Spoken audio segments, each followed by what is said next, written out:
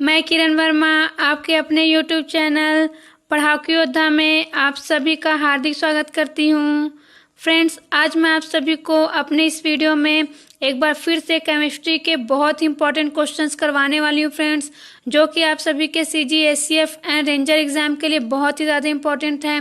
और फ्रेंड्स, इस वीडियो में मैं आप सभी के सिलेबस में जो टॉपिक्स दिए हुए हैं friends, means CG, SCF and ranger exam के सिलेबस में केमिस्ट्री में, या फिर जिसे हम हिंदी में रसायन कहते हैं, उसमें जो भी टॉपिक्स दिया हुआ है फ्रेंड्स, उससे रिलेटेड मिक्स्ड क्वेश्चन करवाने वाली हूँ।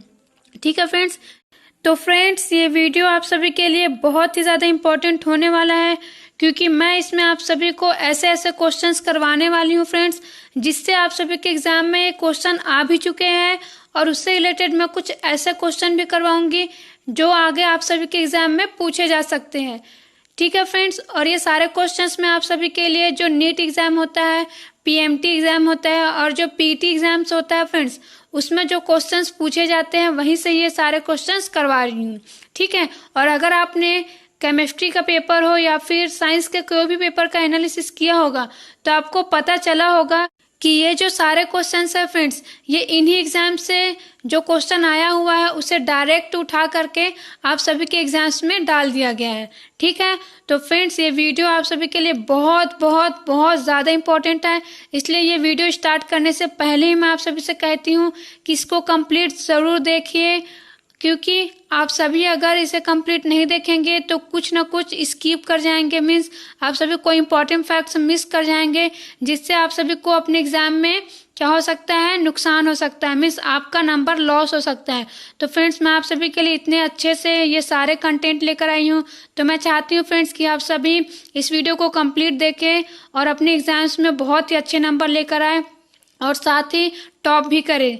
ठीक है फ्रेंड्स, तो चलिए फ्रेंड्स, मैं इस वीडियो को अब स्टार्ट करती हूँ और आप सभी भी तैयार हो जाइए बहुत ही अच्छे और इम्पोर्टेंट फैक्ट्स जानने के लिए अपने एग्जाम से रिलेटेड। तो चलिए फ्रेंड्स, सबसे पहला क्वेश्चन देखते हैं आज का।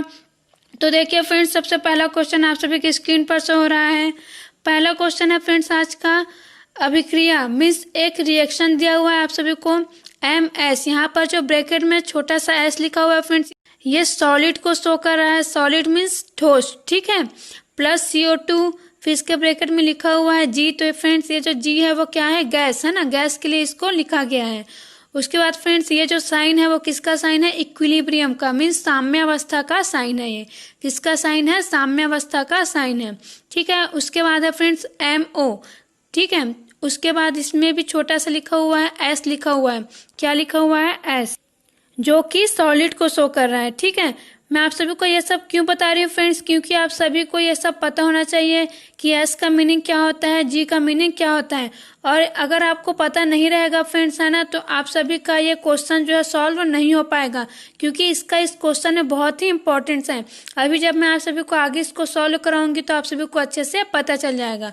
अब आगे देखिए फ्रेंड्स, प्लस में लिखा है CO और G लिखा हुआ है गैस। ठीक है, तो ये जो रिएक्शन आप सभी को दिया हुआ है फ्रेंड्स, इसका हमें साम्य स्थिरांक बताना है। ठीक है, मीन्स जो इक्विलिब्रियम कांस्टेंट है ना, उसका मान बताना है आप सभी को। और यहाँ पर क्या लिखा हुआ है, KP। क्या लिखा हुआ है, KP। तो आप सभी ने KC भी पढ़ा होगा और KP भी पढ़ा होगा, है ना, पढ़ा है ना। और अगर आपने नहीं पढ़ा है फ्रेंड्स अभी तक साम्य अवस्था या फिर इक्विलिब्रियम या फिर उससे रिलेटेड कोई भी रिएक्शंस जो होता है, उससे रिलेटेड जो भी समीकरण है फ्रेंड्स, तो आप सभी को घबराने की कोई बात नहीं है। मैं आप सभी को अभी ये सारे इक्वेशंस बताने वाली हूँ और इतने अच्छे से बताऊंगी कि आप कभी नहीं भूलेंगे, चाहे आप बायो वाले हो, चाहे एग्रीकल्चर वाले हो, चाहे कोई भी सब्जेक्ट वाले हो, आप सभी को आज ये जो टॉपिक है वो बिल्कुल एकदम क्लियर हो जाएगा। ठीक है, सो डोंट वरी। तो देखिए फ्रेंड्स, हमें क्या करना है, इक्विलिब्रियम कांस्टेंट निकालना है इसमें। ठीक है, अब मैं आप सभी को दिखाती हूँ, आप सभी के जो 2016 का मीन्स 2016 का जो केमिस्ट्री का क्वेश्चन पेपर आया था फ्रेंड्स, उसमें सेम क्वेश्चन पूछा हुआ है ऐसा ही। आप सभी देखिए फ्रेंड्स, स्क्रीन पर शो हो रहा है, जिसमें लिखा हुआ है 3A + 2B, है ना, इक्विलिब्रियम का साइन है। ठीक है, उसके बाद C लिखा हुआ है और लिखा हुआ है तंत्र के लिए साम्य स्थिरांक का मान है। ठीक है, इसके बाद इधर इंग्लिश में भी लिखा हुआ है फ्रेंड्स, जो इंग्लिश मीडियम वाले हैं वो इंग्लिश में भी पढ़ सकते हैं। सिंपली पूछा हुआ है आप सभी को इक्विलिब्रियम कांस्टेंट, मीन्स ये जो रिएक्शन दिया हुआ है इसके लिए इक्विलिब्रियम कांस्टेंट क्या होगा। ठीक है, तो फ्रेंड्स देखिए सेम क्वेश्चन है ना, हालांकि यहाँ पर जो क्या है इक्वेशन है, मीन्स जो समीकरण है उसको चेंज कर दिया गया है ना। यहाँ पर कुछ और समीकरण या फिर इक्वेशन दिया हुआ है और यहाँ पर कुछ और इक्वेशन दिया हुआ है, लेकिन फ्रेंड्स आपको सेम क्वेश्चन पूछा हुआ है इक्विलिब्रियम कांस्टेंट, ठीक है। तो देखिए अब ऐसा तो नहीं है कि उसी क्वेश्चन को बार बार रिपीट करेगा, है ना। तो इसलिए आप सभी को कॉन्सेप्ट क्लियर होना बहुत ही ज़रूरी है। मैं एक बार फिर से बोलती हूँ आप सभी को कि अगर केमिस्ट्री में कोई चीज़ आपको समझने लायक हो, है ना, तो आप सभी को क्या करना चाहिए, उसे समझना चाहिए। क्योंकि वैसे भी केमिस्ट्री में हमें जो ऑर्गेनिक केमिस्ट्री वहाँ पर सब कुछ रटना ही पड़ता है। तो अगर हम फिजिकल केमिस्ट्री में आए तो जो कुछ हमें समझ में आता है उसे समझ कर ही रखना चाहिए, नहीं तो कई सारी चीज़ें एग्जाम में जाते ही भूल जाता है, ठीक है। लेकिन डोंट वरी, आप सभी किससे पढ़ रहे हैं, मुझसे पढ़ रहे हैं, तो मैं तो आप सभी को इतने अच्छे से समझाऊंगी कि आप सभी इसे कभी नहीं भूलेंगे, ठीक है। तो चलिए मैं आप सभी को इसे समझा देती हूँ। तो देखिए फ्रेंड्स, आप सभी को इस इक्वेशन को सॉल्व करने के लिए एक नियम पता होना चाहिए। कौन सा नियम? लॉ ऑफ मास एक्शन, ठीक है। इस नियम के बारे में मैं आप सभी को अपने पिछले वीडियोस में भी बता चुकी हूँ, ठीक है। तो अगर आपने मेरा पिछले वीडियो नहीं देखा है तो पिछला वीडियोस भी ज़रूर देखिए, वो भी बहुत ही ज़्यादा इम्पोर्टेंट है। तो देखिए friends, law of mass action या फिर हिंदी में हम इसे क्या कहते हैं, द्रव्यानुपाती का नियम कहते हैं, द्रव्यानुपाती क्रिया का नियम, ठीक है, जिसे गुलबर्ड और वागे नाम के 2 साइंटिस्ट ने दिया था, ठीक है। तो ये जो नियम है फ्रेंड्स ये बहुत ही सिंपल है ना। हम एक रिएक्शन लेके चलते हैं A+B, इक्विलिब्रियम का साइन, उसके बाद क्या है फ्रेंड्स C+D, मीन्स यहाँ पर जो A+B है वो क्या है, अभिकारक है, जिसे इंग्लिश में क्या कहते हैं, रिएक्टर्स है, ठीक है। और C+D क्या है, प्रोडक्ट्स है, मीन्स उत्पाद है। मीन्स जो A+B रिएक्टर्स हैं वो आपस में क्रिया करके क्या बना रहे हैं, C+D प्रोडक्ट बना रहे हैं, ठीक है। आप सभी को इतना समझ में आ गया होगा। अब देखिए फ्रेंड्स, ये जो द्रव्यानुपाती क्रिया का नियम है, ठीक है, इसे मैं पहले भी आप सभी को बता चुकी हूँ, हाँ, लेकिन फिर से एक बार मैं और बता देती हूँ। इस नियम के अनुसार फ्रेंड्स किसी भी रासायनिक अभिक्रिया की दर means rate of any chemical reaction is directly proportional to products of concentration of reactors, means किसी भी रासायनिक अभिक्रिया की जो दर होती है फ्रेंड्स वो क्रियाकारक पदार्थों की सांद्रता, क्या, क्रियाकारक पदार्थों की सांद्रता के गुणनफल के समानुपाती होती है, ठीक है। ये जो सांद्रता है फ्रेंड्स इसे सक्रिय मात्रा भी कहते हैं, क्या कहते हैं, सक्रिय मात्रा भी कहते हैं। तो आप सभी को जो भी हिंदी मीडियम वाले बच्चे हैं उन्हें किसी किसी बुक में ये भी लिखा हुआ मिलेगा कि किसी रासायनिक अभिक्रिया की दर क्रियाकारक पदार्थों की सक्रिय मात्राओं के गुणनफल के समानुपाती होता है, ठीक है। और ये जो सक्रिय मात्रा है इसे इंग्लिश में क्या कहते हैं, एक्टिव मास कहते हैं। एक्चुअली में फ्रेंड्स ये कॉन्सेंट्रेशन ही होता है, ठीक है। तो किसी भी रासायनिक अभिक्रिया की जो दर है या फिर rate of any chemical reaction is directly proportional to products, products means गुणनफल, ठीक है, गुणनफल, है ना, किसके गुणनफल के, जो रिएक्टर्स है, मीन्स जो क्रियाकारक पदार्थ है जो अभिक्रिया में भाग लेते हैं उनकी सांद्रता के या फिर उनके एक्टिव मास के गुणनफल के, गुणनफल मीन्स प्रोडक्ट्स के डायरेक्टली प्रोपोर्शनल होता है, ठीक है। डायरेक्टली प्रोपोर्शनल मीन्स समानुपाती, ठीक है ना। आप सभी को समझ में आ गया होगा। मैं एक बार फिर से हिंदी मीडियम वाले बच्चों के लिए बोल देती हूँ। मैं इतने बार इसलिए बोल रही हूँ फ्रेंड जिससे आप सभी को मेरा ये वीडियो देखते देखते ही याद हो जाए, ठीक है, क्योंकि आप सभी को और भी बहुत सब्जेक्ट्स की तैयारी करनी है फ्रेंड्स, तो इसलिए मैं अपनी ओर से पूरी कोशिश करूंगी कि आप सभी को मेरा ये वीडियो देखते देखते ही सारे फैक्ट्स, इंपॉर्टेंट फैक्ट्स जो भी है वो अच्छे से याद हो जाए। तो देखिए फ्रेंड्स, इस नियम के अनुसार किसी भी रासायनिक अभिक्रिया की जो दर होती है वो क्रियाकारक पदार्थों मीन्स जो अभिकारक है उनकी सक्रिय मात्रा या फिर हम इसे सांद्रता भी कह सकते हैं कि गुणनफल के समानुपाती होता है, ठीक है। तो देखिए फ्रेंड्स, आप सभी को मैं अब इसे जो इक्वेशन मानी हूँ मीन्स जो भी A+B इक्विलिब्रियम C+D जो रिएक्शन ली हूँ उसके थ्रू समझा देती हूँ। तो देखिए फ्रेंड्स, हम सभी को पता है ना, अगर नहीं पता है आप सभी को तो मैं बता देती हूँ कि ये इक्वेशन किसको शो कर रहा है, साम्यावस्था, ठीक है, मीन्स इक्विलिब्रियम को शो कर रहा है, ठीक है। इक्विलिब्रियम क्या होता है फ्रेंड्स, ये ऐसा रिएक्शन है जिसमें जो अभिकारक और क्रियाफल होते हैं इनका सांद्रण स्थिर हो जाता है, मीन्स इनका कॉन्सेंट्रेशन जो है स्थिर हो जाता है, स्टेबल हो जाते हैं, तब इसे हम क्या कहते हैं, इक्विलिब्रियम रिएक्शन कहते हैं, ठीक है। तो इस रिएक्शन में फ्रेंड्स एक और बात होती है, क्या होता है कि ये जो इक्विलिब्रियम रिएक्शन होता है उसमें rate of forward reaction means अग्रगामी अभिक्रिया की दर, क्या रेट ऑफ फॉरवर्ड रिएक्शन अग्रगामी अभिक्रिया की दर, और साथ ही जो पश्चगामी अभिक्रिया होती है means rate of backward reaction, इन दोनों का जो रेट है फ्रेंड्स वो क्या होता है, बराबर होता है, क्या होता है, इक्वल होता है। और इसी का यूज करके फ्रेंड्स हम अपनी इक्वेशन की ओर आगे बढ़ेंगे। ठीक है, तो देखिए फ्रेंड्स, जैसा कि मैं आप सभी को क्या बताया, इस नियम के अनुसार कि किसी भी अभिक्रिया की दर जो है वो किसके प्रोपोर्शनल होता है, जो अभिकारक है उनकी सक्रिय मात्रा या फिर सांद्रता के प्रोपोर्शनल होता है। ठीक है, तो देखिए अगर मैं रेट ऑफ फॉरवर्ड रिएक्शन निकालूं मीन्स अग्रगामी अभिक्रिया की दर, तो मैं इसे किससे शो कर रही हूँ, रेट के लिए स्मॉल आर ली हूँ और जो फॉरवर्ड रिएक्शन है उसके लिए स्मॉल एफ ली हूँ। ठीक है, तो मैं क्या बोली, डायरेक्टली प्रोपोर्शनल बोली। तो ये जो साइन दिख रहा है वो क्या साइन है फ्रेंड्स, ये समानुपाती या फिर प्रोपोर्शनलिटी का साइन है। ठीक है, तो ये वही है।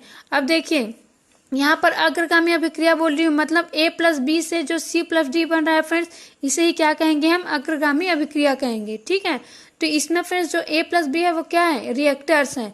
तो यहाँ पर a प्लस बी का क्या लिखी हूँ मैं, सांद्रता या फिर एक्टिव मास लिखी हूँ। ठीक है, कभी भी कोई भी रिएक्टर्स है ना, अगर हम उसका एक्टिव मास या फिर कॉन्सेंट्रेशन लिखते हैं तो उसको स्क्वायर ब्रैकेट में शो करते हैं। ये कौन सा ब्रैकेट है, ये स्क्वायर ब्रैकेट में। साथ ही मैं क्या बोली, इनके गुणनफल के, ठीक है, मीन्स इनका जो क्रॉस है उसके इक्वल होता है, मीन्स उसके प्रोपोर्शनल होता है। इसलिए यहाँ पर, हालांकि यहाँ पर मैं इंटू का साइन या फिर गुणनफल का साइन नहीं लगाई हूँ, लेकिन ये किस में है, ये इंटू में है आपस में। ठीक है, तो ये क्या है फ्रेंड्स, ए हो गया और ये बी हो गया, ये दोनों किस में है, इंटू में है, मीन्स गुणन में है। ठीक है, अब आगे देखिए, जब ये प्रोपोर्शनलिटी का साइन हटता है फ्रेंड्स, मीन्स ये जो साइन लगा है ना, जब वो हटता है तब एक कांस्टेंट लगता है, हमेशा लगता है। ठीक है, ये मैथ्स के रूल से होता है।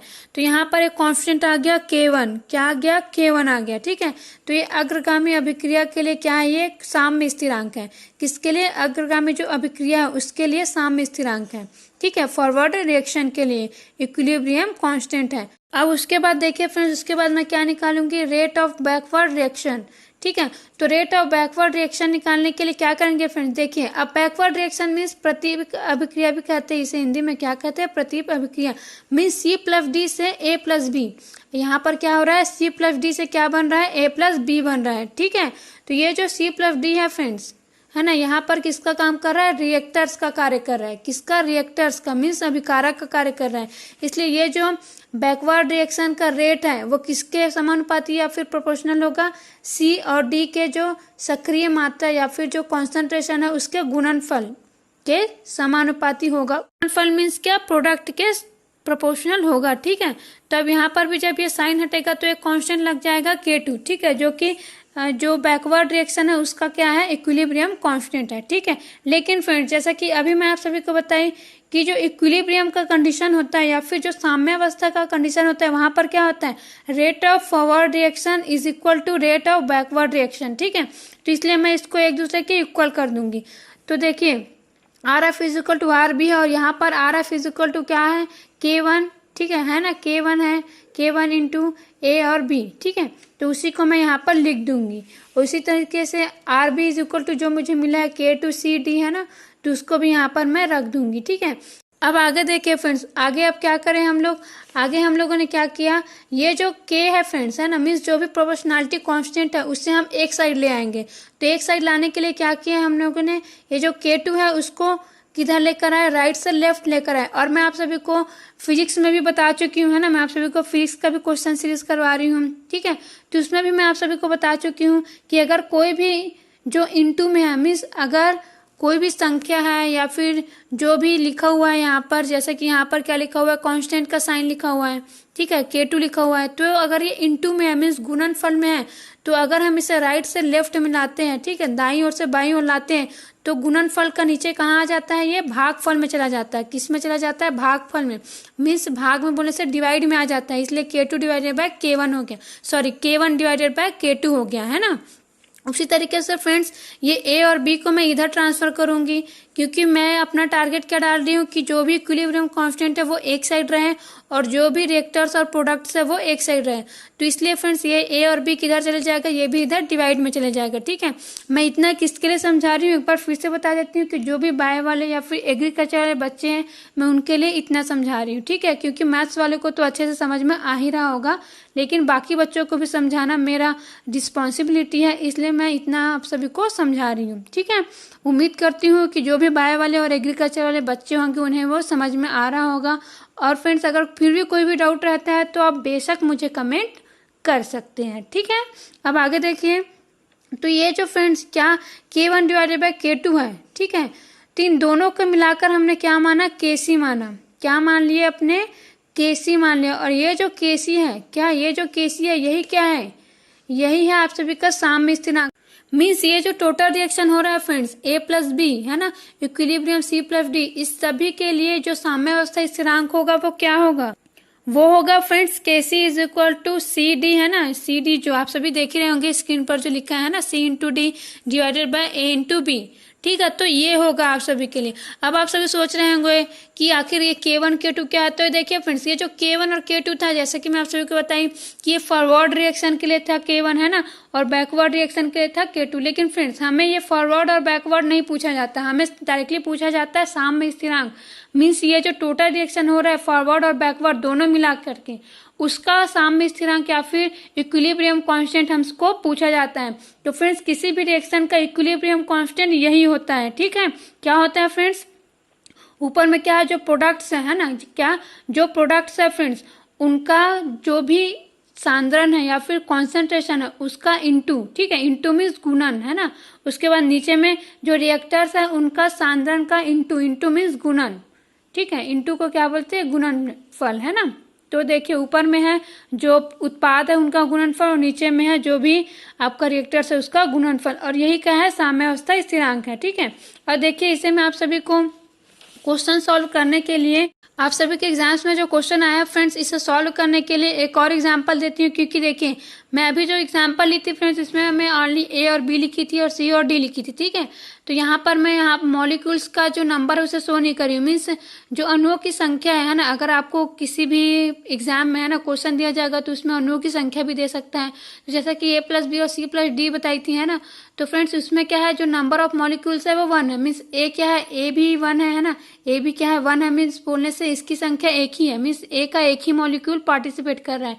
लेकिन ऐसा भी हो सकता है ना कि ज़्यादा से ज़्यादा मॉलिक्यूल्स दे दें, 2 3 ऐसा करके है ना। तो इसके लिए देखिए फ्रेंड्स एक और रिएक्शन मैं आप सभी के लिए शो करी हूँ। देखिए N1A और N2B है ना, प्लस टेंस टू क्या यहाँ पर इक्विलिब्रियम कांस्टेंट है ना, टेंस टू नहीं बोलते इसको, इक्विलिब्रियम कांस्टेंट कहते हैं। तो उसके बाद है M1C प्लस M2D। तो ये जो N1 N2 M1 M2 है ना, ये क्या है फ्रेंड्स, ये नंबर ऑफ मॉलिक्यूल्स है। क्या है, नंबर ऑफ मॉलिक्यूल्स मीन्स अणुओं की संख्या है। मीन्स A का कितना अणु पार्टिसिपेट कर रहा है N1, और B का कितना अणु या फिर मॉलिक्यूल्स पार्टिसिपेट कर रहे हैं N2। ठीक है, पार्टिसिपेट कर रहे हैं मीन्स भाग ले रहे हैं, जो रिएक्शन है उसमें भाग ले रहे हैं। ठीक है, तो जब ये रिएक्ट करके क्या बना रहे हैं, C प्लस D है ना, तो C के कितने मॉलिक्यूल्स बन रहे हैं फ्रेंड्स M1, और D के कितने मॉलिक्यूल्स बन रहे हैं M2। ठीक है, तो इस प्रकार से आप सभी को एग्जाम में क्वेश्चन दिया जाता है। आपको ऐसा ही कोई भी क्वेश्चन उठा के देगा। ठीक है, मैं यहाँ पर जो भी मॉलिक्यूल्स दिया रहेगा उसकी जगह मैं A और B यूज कर रही हूँ। ठीक है ना, और आप सभी को जो क्वेश्चन शो करी थी उसमें भी तो A और B करके दिया हुआ है आप सभी के एग्जाम्स में। ठीक है, तो ऐसा ही दिया रहेगा फ्रेंड्स, C और D के जगह में कोई भी आपको मॉलिक्यूल्स दे सकता है। ठीक है, जैसे CO2 दे सकता है। आप सभी ने जो क्वेश्चन पढ़ा उसमें MO लिखा था है ना, लिखा था ना भाई, MO लिखा था। उसके बाद अगर हम और आगे देखते हैं फ्रेंड्स है ना, तो उसके बाद CO2 करके लिखा है ना। तो इस टाइप से आपको कोई भी मॉलिक्यूल्स दे सकता है A B और C D की जगह में। ये सिंपल सा इक्वेशन मैं आप सभी के लिए शो कर रही हूँ। तो देखिए इसके लिए साम्य स्थिरांक क्या होगा, सेम है ना। मैं आप सभी के लिए इसलिए शो कर रही हूँ ताकि अगर नंबर ऑफ मॉलिक्यूल्स दिया रहे तो आप सभी परेशान ना हो। तो फ्रेंड्स अगर नंबर ऑफ मॉलिक्यूल्स दिया रहता है ना, तो KC इज इक्वल टू तो सेम ही रहेगा, CD रहेगा, नीचे में A और B ही रहेगा। मीन्स जो रिएक्टर्स है वो नीचे ही रहते हैं और जो प्रोडक्ट्स है या फिर उत्पाद है वो ऊपर ही रहता है। लेकिन फ्रेंड्स ये जो नंबर ऑफ मॉलिक्यूल्स है ना, वो कहाँ पर चले जाते हैं, इनके पावर में चले जाते हैं। कहाँ पर, पावर, पावर मीन्स घात में चले जाते हैं। हिंदी में क्या कहते हैं, घात। मीन्स C⁻, क्या हो गया, M1 हो गया, है ना, D⁻, क्या हो गया, M2। तो इनके जो नंबर ऑफ मॉलिक्यूल्स है ना, वो कहाँ चले जाते हैं, पावर में चले जाते हैं। और ये आप सभी को अच्छे से याद रखना है। ओके डियर फ्रेंड्स, तो आप सभी याद रखिए कि जो भी नंबर ऑफ मॉलिक्यूल्स है वो कहाँ चले जाते हैं, पावर में। बस इतना ही आप सभी को याद रखना था। ओके, अब देखिए ये जो इक्वेशन मैं आप सभी को शो करी हूँ ना, वो किसके लिए पता है आप सभी को। ये जो इक्वेशन है ना, वो लिक्विड्स वगैरह, मतलब अगर कोई भी रिएक्शन जो है ना विलियन के रूप में हो रहा है, ठीक है। फॉर एग्जांपल जैसे मैं नमक लेती हूँ या फिर शक्कर लेती हूँ, उसको पानी में घोल देती हूँ, तो पानी और शक्कर के बीच जो भी रिएक्शन हुआ है ना, तो वो क्या हो गया, वो विलियन के फॉर्म में हो रहा है ना। विलियन बोलने से सॉल्यूशन के फॉर्म में हो रहा है, लिक्विड फॉर्म में हो रहा है ना। तो सॉलिड और लिक्विड मिलकर क्या बना लिए, सॉल्यूशन बना लिए। लेकिन फिर अगर कोई रिएक्शन जो है गैसी फॉर्म में हो, ठीक है, किसके फॉर्म में, गैसी फॉर्म में हो, तो अब हम उसके लिए क्या कर सकते हैं, ठीक है।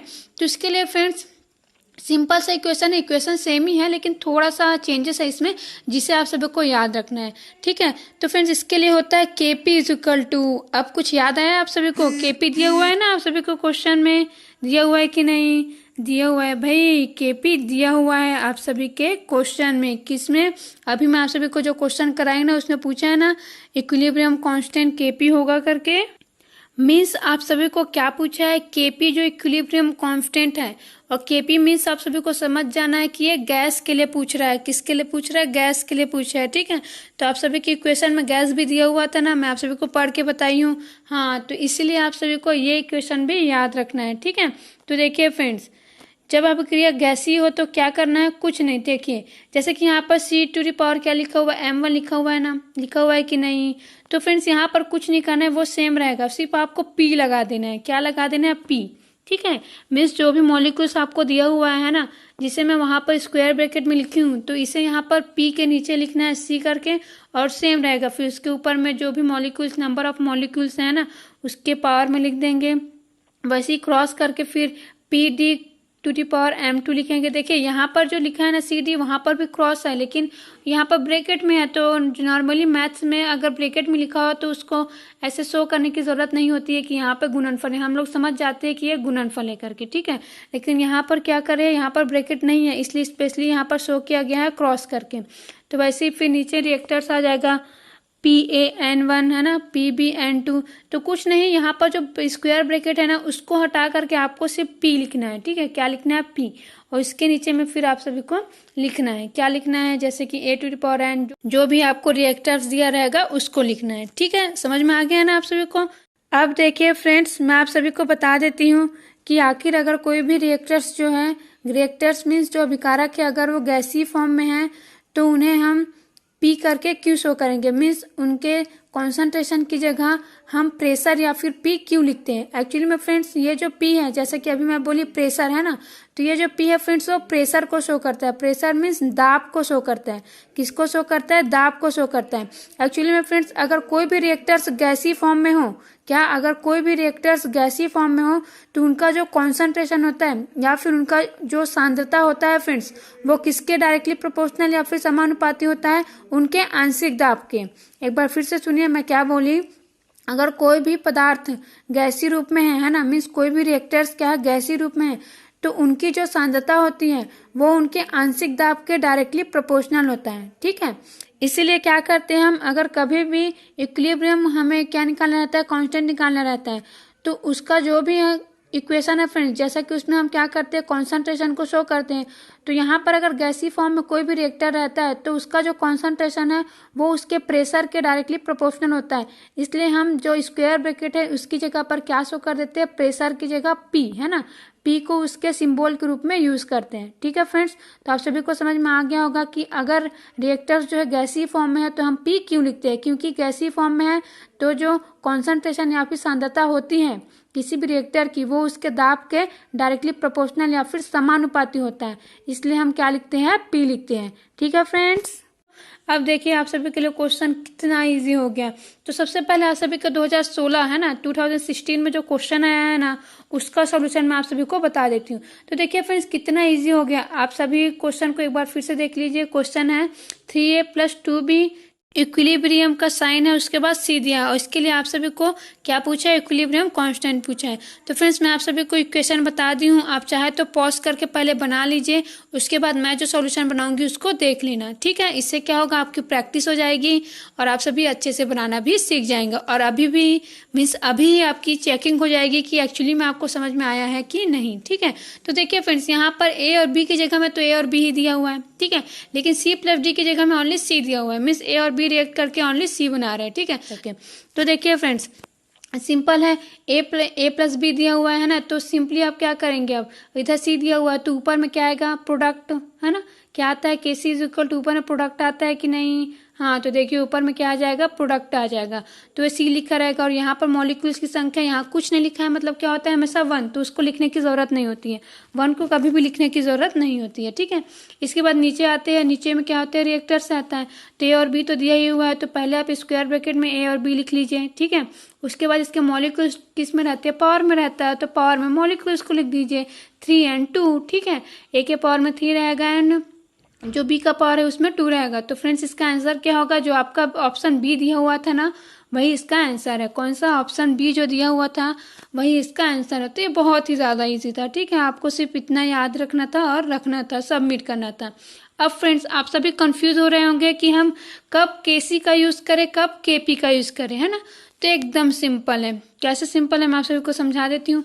देखिए अगर कोई रिएक्शन दिया हुआ है, क्या अगर कोई रिएक्शन दिया हुआ है और उसमें अगर गैस नहीं शो किया हुआ है, ठीक है, क्या वहाँ पर मीन्स जैसे पहला जो मैं इक्वेशन आपको दिखाई थी उसमें नीचे में छोटा सा जी लिखा हुआ था, है ना, तो अगर वैसा नहीं लिखा हुआ है, इसका सिंपल सा अर्थ यही होता है कि आपको केसी निकालना है। क्या निकालना है, केसी निकालना है, ठीक है। अगर गैस के फॉर्म में निकालना होगा तो आपको वो केपी करके देगा, ठीक है, क्या करके देगा, केपी निकालिए करके देगा, और क्या बोले क्या देगा, वो जो भी इक्वेशन में दिया रहेगा उसमें जी करके शो किया रहेगा नीचे में छोटा सा, ठीक है। और अगर जी नहीं भी लिखा रहेगा तो आपको इक्वेशन में या फिर जो क्वेश्चन है उसमें बताएगा कि ये एक गैसीय रिएक्शन है, ठीक है, मीन्स गैसीय फॉर्म में होने वाला रिएक्शन है करके बताएगा। तो घबराने वाली कोई बात नहीं है, अगर गैस वाला रहेगा तो आपको वो एग्जाम में बताएगा, मीन्स जो भी क्वेश्चन रहेगा उसमें वो शो कर देगा, ठीक है फ्रेंड्स। तो इसका आंसर तो बहुत ही ईजी था अभी, है ना। अब मैं आप सभी को जो एग्जाम में क्वेश्चन आए हैं अदर एग्जाम्स में, है ना, पीईटी वगैरह में, तो उसका जो क्वेश्चन करा रही हूँ, है ना, तो उसको देख लीजिए। अब उसको कैसे सॉल्व करेंगे, तो फ्रेंड्स ये क्या है, इसमें एक दो बातें और आप सभी को याद रखना है। कौन सी बात, देखिए पहले तो आप सभी देख लीजिए, है ना, क्या देख लीजिए, ये जो इक्वेशन है क्या दिया हुआ है, MS दिया हुआ है, मीन्स सॉलिड, है ना, CO2G। तो इसको पहले हम लिख लेते हैं किसके फॉर्म में, जैसा लिखते हैं वैसे ही, मीन्स जो प्रोडक्ट्स है ना उसका इंटू ऊपर में, और नीचे में जो भी आपका रिएक्टर्स है ना उसका इंटू नीचे में, मीन्स जो हम निकाले इक्वेशन उसमें लिख देंगे, ठीक है। तो देखिए फ्रेंड्स ये जो M है वो किस में था, सॉलिड में था, ठीक है, किस में था, सॉलिड में था, और MO भी किस में है, सॉलिड में है, ठीक है, किस में है, सॉलिड में है। इसलिए हम इसको किसके रूप में लिखे हैं, स्क्वायर ब्रैकेट में लिखे हैं, ठीक है। स्क्वायर ब्रैकेट मीन्स जो वर्ग बोलते हैं, ठीक है, वर्ग कोष्टक बोलते हैं इसको, हिंदी में क्या कहते हैं, वर्ग कोष्टक कहते हैं, तो उसमें लिखे, ठीक है।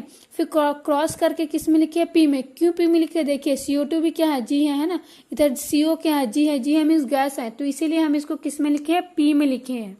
किस में लिखे हैं फ्रेंड्स, पी में लिखे हैं, है ना, PCO, ठीक है, और PCO2।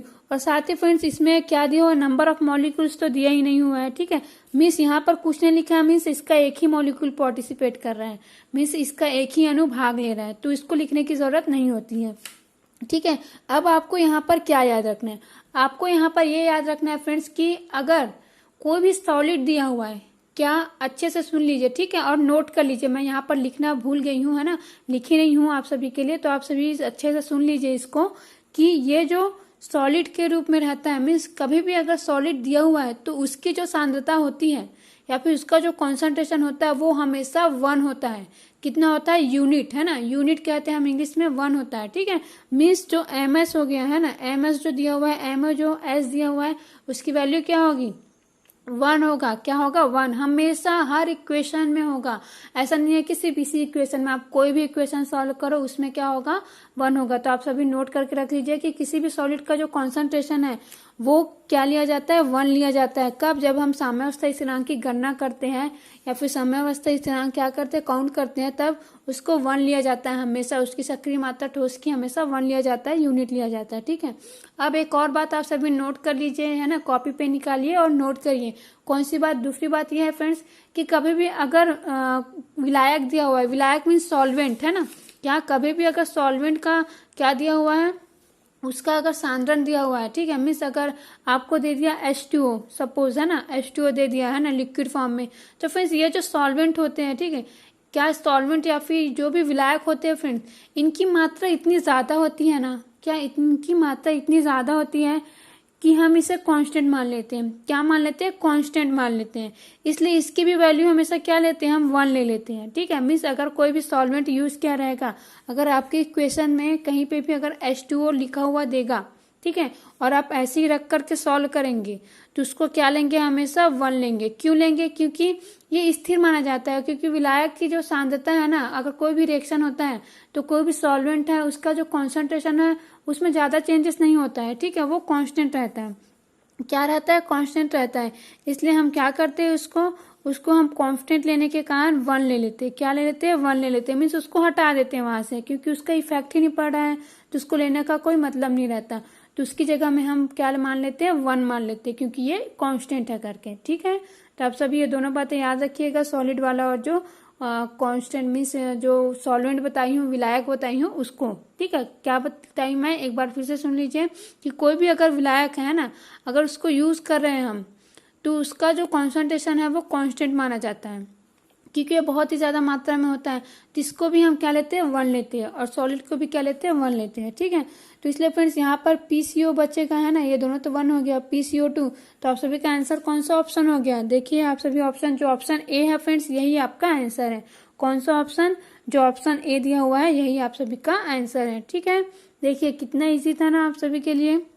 अब देखिए फ्रेंड्स, आप सभी के एग्जाम में एक और क्वेश्चन पूछा हुआ है, उसको भी मैं आप सभी को सॉल्व करवा देती हूँ, जिससे अगर इस टाइप का क्वेश्चन और आए तो आप सभी इसे क्या मिस ना करें, आप सभी इसे बनाकर ही आए। ठीक है, तो देखिए फ्रेंड्स, आप सभी देख लीजिए कौन सा क्वेश्चन आया है। और ये क्वेश्चन है फ्रेंड्स KC और KP का मान। ठीक है, मीन्स आप सभी को क्वेश्चन में पूछा गया है कि इनमें से कौन से रिएक्शन के लिए KC और KP का मान समान होगा, means KC is equal to KP होगा, ये पूछा गया है।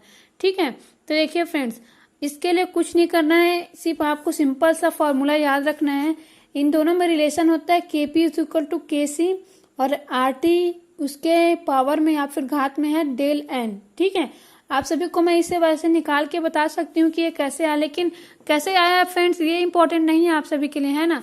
तो आप सभी को अगर मैं और बताऊंगी तो हो सकता है किसी किसी को ये थोड़ा सा डिफिकल्ट लग जाए, तो निकालने पे मत जाइए। आप सभी सब इनमें जितना समझाएं उतना याद रखें, और इक्वेशन को थोड़ा सा मेहनत करके याद रख लीजिए, क्योंकि इक्वेशन में समझाऊंगी तब भी आपको याद तो करना ही पड़ेगा, है ना। तो आप सभी इसे याद कर लीजिए। तो देखिए फ्रेंड्स, क्या होता है KP is equal to KC, है ना, और ये RT लिखा हुआ है, उसके ऊपर में क्या है? डेल N, मीन्स इसके घात या फिर पावर में है डेल N। ठीक है, तो फ्रेंड्स यहाँ पर जो R है ना, वो क्या है एक्चुअली में? ये है गैस का कांस्टेंट, है ना, मीन्स गैस कांस्टेंट है ये। ठीक है, यूनिवर्सल गैस कांस्टेंट कहते हैं इसे। और जो T है फ्रेंड्स ये टेम्परेचर है। ठीक है, क्या है? एब्सोल्यूट टेम्परेचर कहते हैं, परम ताप है। ठीक है, लेकिन इसका उतना महत्व नहीं है आप सभी के एग्जाम के लिए। ठीक है, आप सभी को क्या याद रखना है? Mainly del N। ठीक है, ये जो डेल N दिया है ना, यही आपके काम का चीज है। क्या है? बहुत ही काम का चीज है। ठीक, तो देखिए del N is equal to होता है क्रियाफलों के अणुओं की संख्या माइनस अभिकारकों के अणुओं की संख्या, means number of molecules of products minus number of molecules of reactors. Means जो क्रियाफलों के अणुओं की संख्या, उसमें से अभिकारकों की अणुओं की संख्या को जब हम घटा देते हैं, ठीक है, क्या करते हैं? घटा देते हैं या फिर सब्ट्रैक्ट कर देते हैं, तो जो हमें मिलता है फ्रेंड्स वही क्या होता है? डेल N होता है। क्या होता है? डेल N होता है। ठीक है, इसके लिए मैं आप सभी के लिए एक रिएक्शन मानी हूँ जो पहले ली थी, है ना, N1A प्लस N2B, है ना, उसके बाद इक्विलिब्रियम का साइन है M1C प्लस M2D। ठीक है, तो यहाँ पर N1 और N2 क्या है?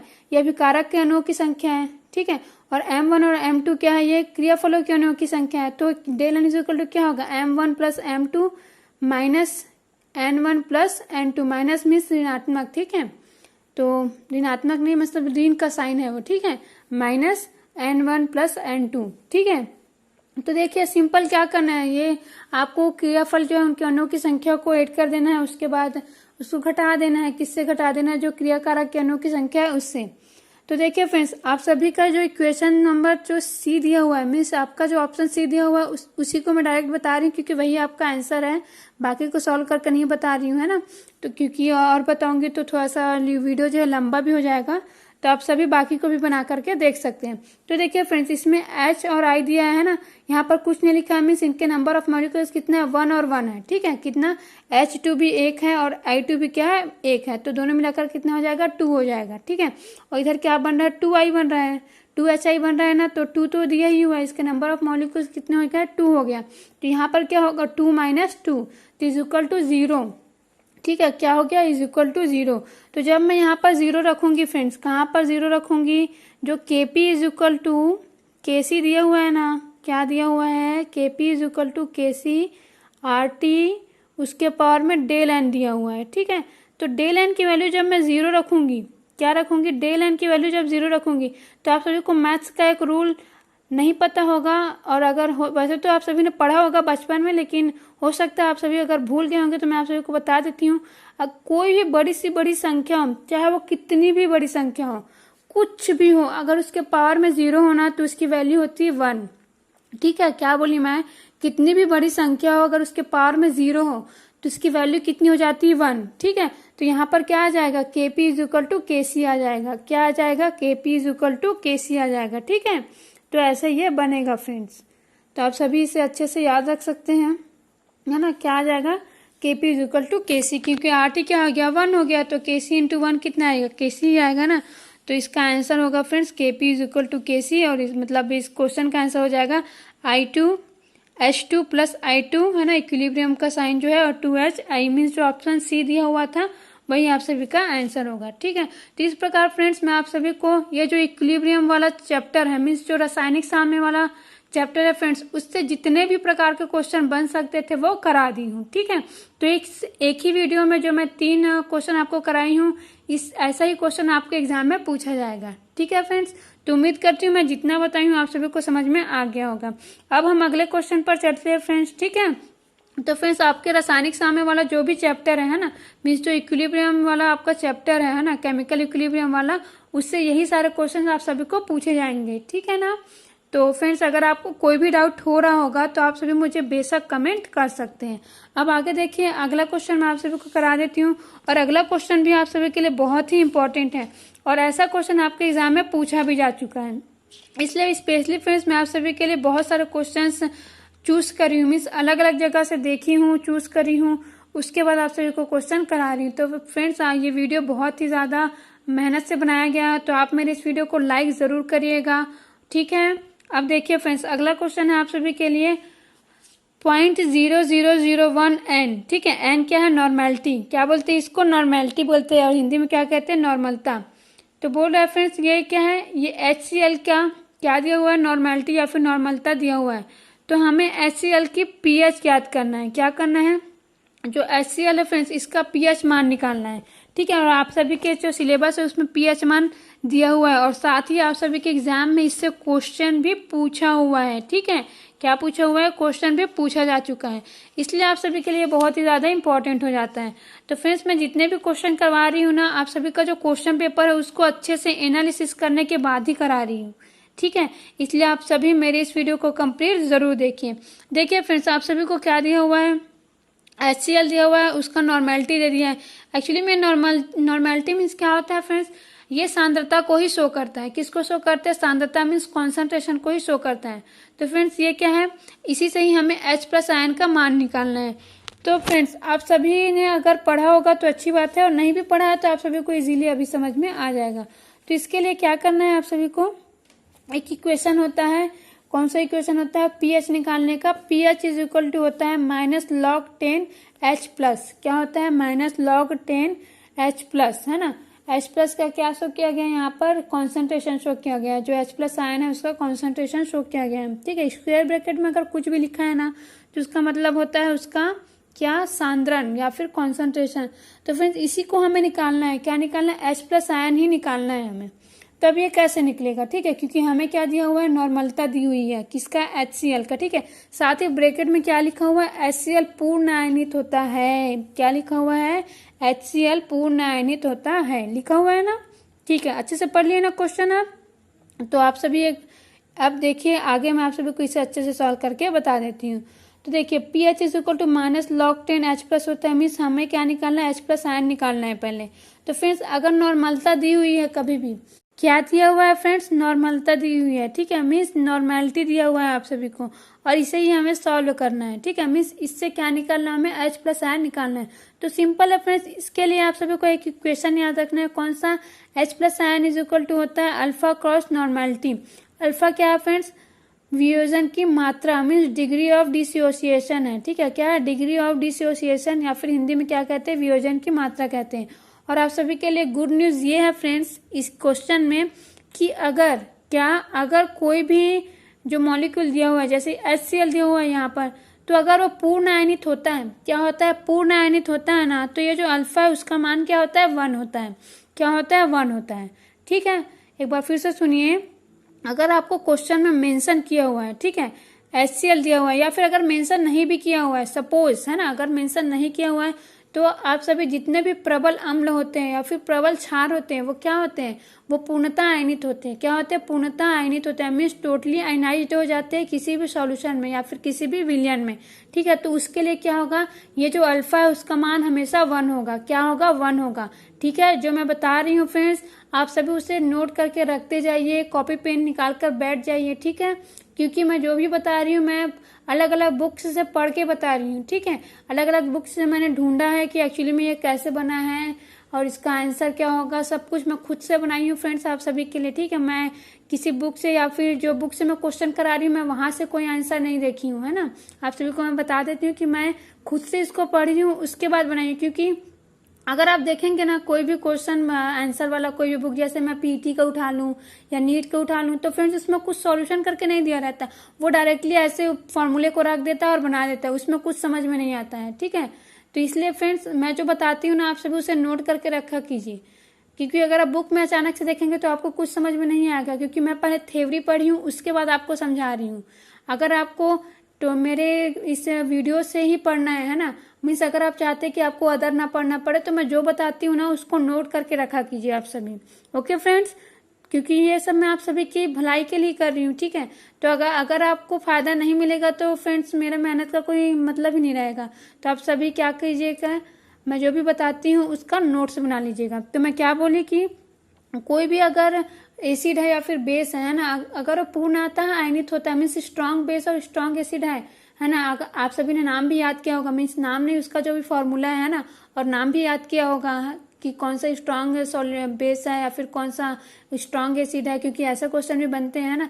तो अगर वो आपको दिया रहे एग्जाम में और पूर्णतः आयनित हो रहा है या और नहीं हो रहा है, अगर नहीं बताया, तब भी आप सभी ये लेकर चलेंगे कि अल्फा इज इक्वल टू क्या होगा, 1 होगा, ठीक है। तो यहाँ पर क्या हो जाएगा, अल्फा इज इक्वल टू 1 हो जाएगा। तो अब देखिए यहाँ पर नॉर्मेलिटी का वैल्यू रख दी मैं, तो इससे मुझे क्या मिला, वह ये जो 0.0001 है फ्रेंड्स, इससे मैं और क्या लिख सकती हूँ, क्रॉस 10⁻⁴ लिख सकती हूँ। क्या लिख सकती हूँ, 10⁻⁴ मीन्स 10 से घात में -4। तो 1 से किसी भी संख्या का इंटू करो या फिर गुना करो, क्या मिलता है, वही मिलता है। तो 10⁻⁴ आ गया, ठीक है। अब देखिए फ्रेंड्स, अब आप सभी सोच रहे होंगे, जो भी बायो वाले बच्चे होंगे है ना, अगर उन्हें समझ में नहीं आया होगा कि आखिर 10⁻⁴ आया कैसे, है ना। सपोज ऐसा हो सकता है, मैथ्स वाले बच्चों को तो समझ में आ गया होगा, लेकिन जो बायो वाले बच्चे हो सकते हैं उन्हें समझ में ना आए हो, और एग्रीकल्चर वालों को, तो आप सभी टेंशन मत लीजिए, मैं अभी आपको अच्छे से एक्सप्लेन कर देती हूँ, क्योंकि आपको एग्जाम में ऐसा ही क्वेश्चन दिया रहेगा, ठीक है। क्या दिया रहेगा, ऐसे ही क्वेश्चन दिए रहेंगे पॉइंट में करके कुछ भी, तो आपको इसको ऐसे ही चेंज करना रहेगा। तो आप कैसे चेंज कर सकते हैं, मैं इजीली आपको समझा देती हूँ। तो देखिए फ्रेंड्स, ऐसा होता है कि अगर पॉइंट में कोई भी संख्या दी हुई है ना, पॉइंट मीन्स दशमलव में, जैसे मैं एग्जाम्पल के लिए लिखी हूँ, आपके लिए 0.1 लिखी हूँ, है ना। तो फ्रेंड्स अगर मुझे इस 1 को दशमलव के इस पार लाना है, ठीक है, मीन्स ये किस साइड है, राइट में है अभी, तो अगर मुझे दशमलव के लेफ्ट में लाना है, दशमलव को पहले लाना है फ्रेंड्स, तो मैं इससे क्या करूँगी, 10 के मल्टीप्लायर से इंटू करूँगी, ठीक है। मीन्स जो 10 दिया है फ्रेंड्स, है ना, इसके गुणक से इंटू करूँगी, या फिर डायरेक्टली यहाँ पर मैं 10 से इंटू कर रही हूँ, ठीक है। अब उसके बाद देखिए 0.11 है, तो मैं 10 स्क्वायर से इंटू कर रही हूँ, मीन्स 10 के घात में 2 से इंटू कर रही हूँ। तो अब मैंने ऐसा क्यों किया, क्या अब मैंने ऐसा क्यों किया, आप सभी सोच रहे होंगे ना। तो देखिए होता क्या है कि ये जो 10 है ना, 10 या फिर ये जो 1 है फ्रेंड, इसके साथ जितना जीरो रहता है ना, क्या जितना जीरो रहता है उतनी ही संख्या दशमलव के क्या हो जाता है, लेफ्ट में आ जाता है, मीन्स दशमलव के पहले आ जाता है। तो यहाँ पर और सिंपली क्या था, 1 था, है ना, 1 था, इसलिए मैं क्या करी, सिर्फ 10 से इंटू कर रही हूँ, क्योंकि मुझे सिर्फ एक जीरो की ज़रूरत है 1 को सामने लाने के लिए, ठीक है। अब इसके बाद अगर 0.11 वाले में बोलेंगे तो यहाँ पर 1 1 है, मीन्स 2 है 1, है ना, 2 1 है ना। तो इसके लिए मैं क्या करी, 10 की स्क्वायर से इंटू करी, क्योंकि मुझे दो संख्याओं को दशमलव को पहले लाना है। तो जितना जीरो रहता है उतनी ही संख्या दशमलव को पहले आती है। तो इसका आंसर क्या हो जाएगा, 1 1 हो गया, क्योंकि दशमलव के पहले आ गया तो दशमलव के बाद का कोई मतलब नहीं रहेगा अब, है ना। क्या दशमलव के बाद अगर कोई, देखिए दशमलव के बाद अगर जीरो वगैरह है तो उसका कोई वैल्यू नहीं रहता है। दशमलव के बाद 1 है, 2 है, 3 है, तो इन सब का वैल्यू रहता है। तो जब मैं 1 1 को ले आई तो अब दशमलव का कोई मतलब नहीं है ना। तो इसका क्या निकला आंसर मेरा, 1 1 आया, ठीक है। क्योंकि अब ये जो 100 है ना, 100 जो दिया ये तो पूरा यूज हो गया ना, क्योंकि एक जीरो से क्या हुआ, एक 1 पहले आया, है ना, दशमलव के पहले आ गया। एक जीरो से क्या हुआ, एक 1 पहले आ गया, और 1 से अगर किसी का इंटू करो तो 1 ही होता है ना, आपको पता है ना। तो देखिए तो 1 1 आ गया। तो सेम क्या ऐसा ही मैं किस में कर रही हूँ, ये जो दिया हुआ है ना 0.0001 उसके लिए कर रही हूँ, क्योंकि देखिए पॉइंट में दिया हुआ है ना, तो पॉइंट में अगर कोई भी क्वेश्चन दिया रहता है ना, थोड़ा सा प्रॉब्लम होता है कैसे सॉल्व करें, है ना, सॉल्व भी नहीं कर पाएंगे, उसके लिए हमें लॉग टेबल की जरूरत पड़ेगी, है ना। हमें कौन लॉग टेबल ला के देगा, एग्जाम में कोई नहीं देने वाला है ना। आप सभी भूल जाइए कि कोई लॉग टेबल ला के देगा, ठीक है। तो आप सभी क्या करेंगे, ऐसा ही चेंज करेंगे। तो इसके लिए क्या करी मैं, देखिए मुझे क्या करना था, अगर मैं दशमलव के बाद देखूं तो 0 0 0 3 जीरो दिया, लेकिन उसके बाद 1 लिख दिया। तो मेरे लिए कौन इंपॉर्टेंट है, 1, क्या कौन इंपॉर्टेंट है, 1। लेकिन 1 किसके बाद है, जो 3 जीरो है उसके बाद है, मीन जो 4 संख्या हो गया यहाँ पर दशमलव के बाद कितनी संख्या होगी, 4 नंबर्स हो गए ना। 0 0 0 3 बार है, एक बार 1 लिखा है, मीन 4 संख्या हो गया। तो ये चारों संख्याओं को मुझे दशमलव के पहले लाना है, ठीक है। क्या करना है, दशमलव को पहले लाना है, इसलिए मैं 10 के पावर में 4 से इंटू करी हूँ, ठीक है। 10 के पावर में 4 मीन्स इसमें 4 जीरो होंगे, कितने जीरो होंगे, 4 जीरो होंगे। Okay friends. अब फ्रेंड्स अगर आपने मेरा फिजिक्स का वीडियो देखा होगा, है ना, तो आप सभी को पता होगा कि गणित में कोई भी धोखाधड़ी नहीं होता है, ठीक है, कोई पार्शलिटी नहीं चलता। अगर मैं किसमें अंश में अगर मैं 10⁴ अंश मीन्स न्यूमरेटर, है ना, तो अगर मैं न्यूमरेटर में फ्रेंड्स 10⁴ में 10 के पावर में 4 से इंटू करती हूँ, तो उसके नीचे मीन्स जो डिनोमिनेटर है या फिर जिसे हिंदी में हम हर कहते हैं, ठीक है, या फिर जो लाइन है फ्रेंड्स, कौन सा लाइन, जो डिवाइड का लाइन है ना, अगर मैं उसके ऊपर अगर 10⁴ से इंटू करती हूँ तो उसके नीचे भी मुझे 10⁴ से इंटू या फिर गुना करना पड़ेगा, ठीक है। ये मैथ्स के रूल से होता है। मैथ्स में अगर हम ऊपर में किसी चीज़ से इंटू मीन्स किसी भी नंबर से इंटू कर रहे हैं ना, क्या किसी भी चीज़ नहीं भाई, नंबर से, है ना, किसी भी नंबर से अगर मैं इंटू कर रही हूँ तो उसी नंबर से मुझे नीचे भी क्या करना पड़ेगा, इंटू करना पड़ेगा, मीन्स गुना करना पड़ेगा, ठीक है फ्रेंड्स। तो मैं ऊपर में भी 10 के पावर में 4 से गुना कर रही हूँ और नीचे में भी 10 के पावर में 4 से गुना कर रही हूँ, ठीक है। तो देखिए फ्रेंड्स ये जो ऊपर का 10 के पावर में 4 है ना, वो तो यूज़ हो गया, किस में यूज़ होगा, तो जो 0 0 0 1 है ना, उसको सामने लाने के लिए दशमलव के इस पार, तो वो पूरा यूज हो गया, तो कितना आ गया, 0 0 0 1, ठीक है। तो देखिए फ्रेंड ये जो 0 0 0 है फ्रेंड्स, तो अगर जीरो जो है ना किसी भी नंबर के पीछे रहता है ना, तब उसका इंपॉर्टेंस होता है। अगर मैं सामने में चाहे कितना भी जीरो लगा दूं, कितना भी, है ना, उसका कोई मतलब नहीं होता है, ठीक है। तो हम उसको हटा देंगे और सिंपली क्या लिखेंगे, 1 लिखेंगे, ठीक है। क्या बोली मैं, उसका कोई मतलब नहीं होता है ना। मतलब कब रहता है, जब जीरो जो है पीछे रहता है, किसी भी नंबर के पीछे रहता है ना, तब नंबरिंग होता है। जैसे अगर 1 के पीछे रहता है तो हो जाता है 10, है ना, उसके बाद हो जाता है 100, लेकिन अगर सामने में है तो उसका कोई मतलब नहीं रहता है। तो उसको हटा के हम सिर्फ सिंपली 1 लिखेंगे और नीचे में 10⁴ बचा हुआ है। तो यही जो 10⁴ है फ्रेंड्स, जो नीचे है ना, जब मैं उसको ऊपर लेकर जाऊंगी, है ना, क्या जब मैं उसको ऊपर लेकर जाऊंगी तो एक नियम होता है फ्रेंड्स, घातांक का नियम। इससे जो नीचे होता है, अगर मैं उसके ऊपर लेकर जाती हूँ तो उसके पावर में जो भी नंबर है जो पॉजिटिव है वो निगेटिव हो जाता है, ठीक है। मीन्स 10⁴ जो 4 है वो 10⁻⁻4 हो जाएगा, ठीक है फ्रेंड्स। तो इस प्रकार से वो आया है, क्या आया है, जो 0.001 है फ्रेंड्स, उसको मैं डायरेक्टली कैसे लिखी हूँ, यहीं से लिखी हूँ, ठीक है। तो ये इतना लंबा चौड़ा मैं आप सभी को समझाने के लिए बताई हूँ, आप डायरेक्टली ऐसा ही करेंगे एग्जाम में, ठीक है। इतना लंबा चौड़ा सॉल्व करने की जरूरत नहीं है, वो आप सभी के समझने के लिए था। तो देखिए फ्रेंड्स अब क्या करना है, कुछ नहीं, जो इक्वेशन था PH = -log 10 उसमें रख देंगे एच प्लस का वैल्यू, ठीक है। तो एच प्लस की वैल्यू तो यही है 10⁻⁴, तो अब रख दिए।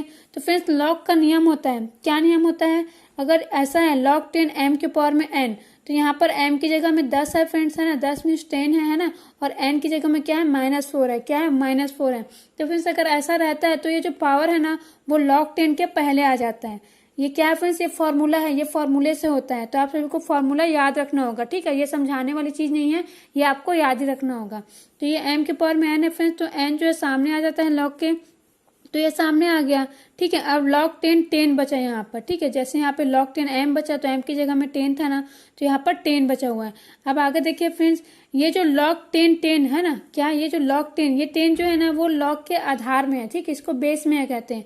तो अगर फ्रेंड्स बेस में अगर 10 है और यहाँ पर भी 10 होती है, इसकी वैल्यू क्या होती है, 1 होती है। ये भी फॉर्मूला है, ठीक है। ये भी अगर हम लॉगरिथम पढ़ते हैं, मीन्स अगर लघुगणक पढ़ते हैं तो वहां पर ये फॉर्मूला आता है। तो log 10 10 की वैल्यू क्या होती है, 1 होता है, ठीक है।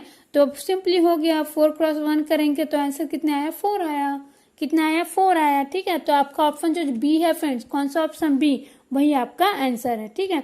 तो फ्रेंड्स ये जो है वो बहुत ही सिंपल है, ठीक है। आपको सिर्फ समझना है कि नॉर्मेलिटी दिया हुआ है, ठीक है, मीन्स एन लिखा हुआ है कि एम लिखा हुआ है, ठीक है। देखिए फ्रेंड्स एन और एम में क्या अंतर होता है, मैं अभी आप सभी को बता देती हूँ। आप सभी अपनी स्क्रीन पर देखिए, एक क्वेश्चन शो हो रहा है। कौन सा क्वेश्चन, ये आपके 2016 के ACF में आया हुआ है, मीन्स CG ACF और रेंजर एग्जाम जो हुआ था 2016 का, उसमें आया हुआ है। क्या दिया हुआ है, 10⁻⁸ m HCl विलयन का pH होगा, ठीक है। तो फ्रेंड्स अगर m लिखा हुआ है ना, क्या लिखा हुआ है, m, तो m क्या होता है फ्रेंड्स, मोलारिटी होता है, मीन्स मोलरता होता है। क्या होता है, मोलरता। तो फ्रेंड्स इसमें आपको कुछ भी नहीं करना है, कुछ भी नहीं करना है का मतलब ये है कि जैसे मैं यहाँ पर नॉर्मेलिटी दिया हुआ था तो H प्लस निकालने के लिए क्या करी, अल्फा से इंटू करना पड़ा मुझे, जो भी दिया हुआ है उसको। तो इसमें कुछ नहीं करना होता है, ये जो दिया हुआ है ना 10⁻⁸, ये डायरेक्टली आपको H प्लस की वैल्यू दी हुई है। किसकी वैल्यू दी हुई है, H प्लस की, ठीक है। तो H प्लस आयन का मान दे दिया हुआ है 10⁻⁸। अब आपको सिंपली फॉर्मूला तो याद रखना ही है, pH is equal to -log 10 H plus, है ना, यही होता है ना। pH इज इक्वल टू क्या होता है, -log 10 in bracket H plus ion. तो H प्लस आयन की वैल्यू कितनी है, 10⁻⁸, तो उसको रख दी मैं, ठीक है। अब सिंपली जैसा मैं पहले बताई थी, इसलिए मैं यहाँ पर उतना डिटेल से नहीं लिखी हूँ, ठीक है, क्योंकि मैं पहले आपको बता दी हूँ 10⁻⁸ है तो 8 सामने आ जाएगा, ठीक है। क्या होगा, 8 सामने आ जाएगा। और यहाँ और इसमें मैं एक चीज बताना ही भूल गई आप सभी को, जैसे कि यहाँ पर क्या लिखा हुआ है ब्रैकेट में, एक बार देख लीजिए आप सभी फिर से ना, पिछले वाला क्वेश्चन है ना, जो बाय वाले हो सकते हैं उनको समझ में नहीं आएगा। तो फ्रेंड्स यहाँ पर देखिए बाहर में माइनस लिखा हुआ है ना, जब 4 जो है माइनस साइन के साथ सामने आया तो उसके सामने भी माइनस लिखा हुआ है। तो फ्रेंड्स कहीं भी अगर माइनस और माइनस का इंटू होता है, देखिए ब्रैकेट में है मतलब गुना में है, किसमें है, गुना के फॉर्म में है, मीन्स इंटू के फॉर्म में है, ठीक है। तो कभी भी अगर माइनस और माइनस का इंटू होता है ना, मीन्स गुना होता है, तो वो प्लस हो जाता है। क्या हो जाता है, जो अगर कोई माइनस माइनस का इंटू होता है तो वो पॉजिटिव हो जाता है। तो इसलिए फ्रेंड्स यहाँ पर आया है 4 आया है, ठीक है। क्या आया है, 4 आया है। तो ऐसे ही फ्रेंड्स जो 8 है वो भी सामने आ जाएगा, और माइनस माइनस का इंटू होगा तो फिर क्या आ जाएगा, 8 आ जाएगा। और log 10 10 की वैल्यू कितनी हो जाएगी, 1 हो जाएगा। तो इसकी भी वैल्यू सेम है, मीन्स एकदम सेम है। यहाँ पर 10⁻⁴ लिखा था, यहाँ पर 10⁻⁸ लिखा हुआ है, मीन्स 10 के घात में क्या लिखा हुआ है, -8 लिखा हुआ है ना। इसमें क्या लिखा हुआ था, 10 के घात में -4 या फिर ऋण 4 लिखा हुआ था, ठीक है, ऋण 4 लिखा हुआ था। तो सिंपल था, मतलब सेम ही है, एकदम सेम है ना। तो इसलिए इसका आंसर कितना होगा, 8 होगा। तो फ्रेंड्स इस प्रकार अगर आप 3-4 क्वेश्चन सॉल्व कर लेंगे ना, तो आपको सॉल्व करने की भी जरूरत नहीं है, आप डायरेक्टली क्वेश्चन को देखते ही बता दोगे कि इसका HCl मीन्स जो pH मान है वो क्या होगा, ठीक है। तो ये इतना ज्यादा सिंपल होता है। तो उम्मीद करती हूँ फ्रेंड्स कि m और n का मीनिंग आपको समझ में आ गया होगा। तो m लिखा होगा तो आप कंफ्यूज नहीं होंगे, और n भी लिखा होगा तो आप कंफ्यूज नहीं होंगे। अब आगे देखिए फ्रेंड्स, आगे मैं आप सभी को कुछ और क्वेश्चंस करवा रही हूँ जो कि आप सभी के एग्जाम में आप सभी की बहुत ही ज़्यादा मदद करने वाला है। तो देखिए फ्रेंड्स, अगला क्वेश्चन है आप सभी के लिए, वह विचारधारा जिसके अनुसार BF3 एक अम्ल है, मीन्स आप सभी को कॉन्सेप्ट पूछ रहा है फ्रेंड्स। क्या पूछ रहा है, कॉन्सेप्ट पूछ रहा है जिसके अनुसार जो BF3 है वो एक अम्ल है, ठीक है। जैसे कि आप सभी को पता होगा कि एसिड और बेस से रिलेटेड बहुत सारे थ्योरी हैं, जैसे बॉर्नस्टीन लॉरी का थ्योरी है ना, आप सभी ने पढ़ा होगा मेरे ख्याल से। आर्रहीनियस ने दिया हुआ था, लुईस ने दिया हुआ है। तो इनमें से फ्रेंड्स जो वैज्ञानिक है जिन्होंने थ्योरी दिया, तो इनमें से कौन सी थ्योरी जो है जो BF3 है वो एक एसिड है, ये कहता है। तो फ्रेंड्स इसमें जो लुईस है ना, लुईस का जो थ्योरी है फ्रेंड्स वो कहता है कि जो BF3 है वो एक क्या है, एक एसिड है। और ये बहुत ही फेमस एग्जाम्पल है लुईस का, ठीक है। जो लुईस अम्ल है फ्रेंड्स इसका बहुत ही फेमस एग्जाम्पल है BF3। मेरे ख्याल से आप सभी ने अगर पढ़ा होगा तो इसे ज़रूर पढ़ा होगा, ठीक है। तो आप सभी याद रखिए कि जो BF3 है फ्रेंड्स उसको किसने एसिड बोला था, लुईस ने। मीन्स लुईस का जो कॉन्सेप्ट है फ्रेंड्स उसके अकॉर्डिंग BF3 क्या है, एक एसिड है। और लुईस का कॉन्सेप्ट क्या कहता है फ्रेंड्स, जो एसिड होता है वो क्या करता है, जो इलेक्ट्रॉन पेयर होता है उसको लेता है, मीन्स ग्रहण करता है, ठीक है। और जो क्षार होता है वो क्या करता है, इलेक्ट्रॉन पेयर्स देता है। मीन्स इलेक्ट्रॉन पेयर्स, इलेक्ट्रॉन दाता कौन है यहाँ पर, जो इलेक्ट्रॉन दाता है फ्रेंड्स वो क्षार है, और इलेक्ट्रॉन ग्राही कौन है यहाँ पर, अम्ल है। अम्ल जो है इलेक्ट्रॉन पेयर्स को क्या करता है, एक्सेप्ट करता है, और जो क्षार होता है वो इलेक्ट्रॉन पेयर्स को क्या करता है, डोनेट करता है, मीन्स देता है, ठीक है। तो ये है लुईस का कॉन्सेप्ट। अब आगे देखिए फ्रेंड्स अगला क्वेश्चन है आप सभी के लिए, ऊष्माशोषी अभिक्रिया के लिए एंथैल्पी परिवर्तन का मान होता है या फिर का मान हमेशा क्या होता है, ये पूछ रहा है। मीन्स फ्रेंड्स अगर कोई भी कौन सी रिएक्शन फ्रेंड्स, इंडोथर्मिक, क्या कहते हैं ऊष्माशोषी को इंग्लिश में, इंडोथर्मिक, ठीक है। अगर कोई भी इंडोथर्मिक रिएक्शन हो रहा है फ्रेंड्स तो उसके लिए जो एंथैल्पी परिवर्तन है, ठीक है, ΔH, उसका मान क्या होता है, ये पूछा गया है। और फ्रेंड्स मैं आप सभी को बता देती हूँ कि आप सभी के सिलेबस में क्या है, जो इंडोथर्मिक रिएक्शन है वो भी है सिलेबस में, और जो एक्सोथर्मिक रिएक्शन है वो भी है। इसलिए इनसे रिलेटेड जितने भी क्वेश्चन आप कर सकते हो फ्रेंड्स आपको करना ही चाहिए, क्योंकि ऐसा क्वेश्चन आपके एग्जाम में ज़रूर बनेगा, ठीक है। तो देखिए फ्रेंड्स किसी भी ऊष्माशोषी अभिक्रिया में जो ΔH होता है, आप सभी को मैं बता देती हूँ कि आखिर ΔH होता क्या है। देखिए फ्रेंड्स कोई भी अगर सिस्टम है ना जिसमें हम क्या कर रहे हैं, किसी भी रिएक्शंस का या फिर कोई भी रासायनिक अभिक्रिया हो रही है ना, उसका हम क्या कर रहे हैं, स्टडी कर रहे हैं, ठीक है। और अगर हम थर्मोडायनेमिक्स को उसमें देख रहे हैं, थर्मोडायनेमिक्स मीन्स क्या होता है फ्रेंड्स, थर्मोडायनेमिक्स का सिंपल सा अर्थ है कि कोई भी रिएक्शन हो रहा है ना, उसमें ऊष्मा में क्या चेंज हो रहा है उसका, है ना, ऊष्मा मीन्स जो हीट है उसमें क्या चेंजेस हो रहा है उसी को हम क्या करते हैं, स्टडी करते हैं, किसमें, थर्मोडायनेमिक्स में, ठीक है फ्रेंड्स। तो फ्रेंड्स ये जो एंथैल्पी है ना वो होता क्या है, किसी भी सिस्टम का क्या होता है, पूर्ण ऊष्मा है, क्या है, टोटल हीट है, ठीक है। क्या किसी भी जो भी सिस्टम है जिसमें क्या हो रहा है, रिएक्शन हो रहा है, कोई भी रासायनिक अभिक्रिया हो रही है, तो उस सिस्टम का जो पूर्ण ऊष्मा है या फिर जो टोटल क्या है, हीट है, उसे ही हम क्या कहते हैं, एंथैल्पी कहते हैं। तो फ्रेंड्स अगर कोई ऊष्माशोषी अभिक्रिया हो रही है, ऊष्माशोषी अभिक्रिया मीन्स ऐसी अभिक्रिया जिसमें जो हीट है उसका अब्जॉर्प्शन होता है, मीन्स जो ऊष्मा है उसका अवशोषण होता है, उसको क्या कहते हैं, ऊष्माशोषी अभिक्रिया कहते हैं या इंडोथर्मिक रिएक्शन कहते हैं।